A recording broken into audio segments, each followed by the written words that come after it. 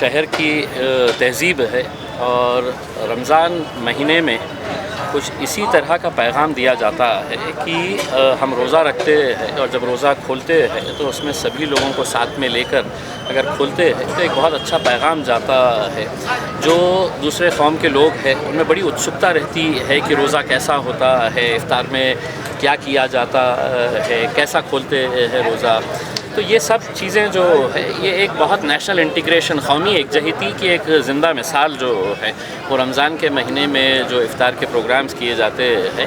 اور خاص طور سے آج جو سید صاحب اشفاق نے جو یہ آج رکھے تھے امن کا افطار, تو یقیناً شہر کے اندر کچھ ایسے واقعات ہوئے تھے تو جس کے بعد کچھ الگ الگ طرح کی باتیں ہو رہی تھیں. لیکن جب یہ پروگرام میں سب ساتھ میں آتے ہیں یہ سمجھ میں آتا ہے کہ اگر کچھ معنی رکھتی ہے تو انسانیت ہی معنی رکھتی ہی ہے.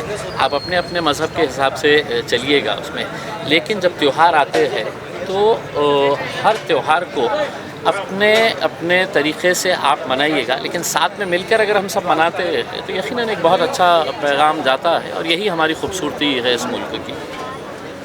شہریان کو کیا میسج دینا چاہیے گا؟ بس ایسے ہی ہنستے رہیے, کھاتے رہیے, کھلکھلاتے رہیے, خوش رہیے.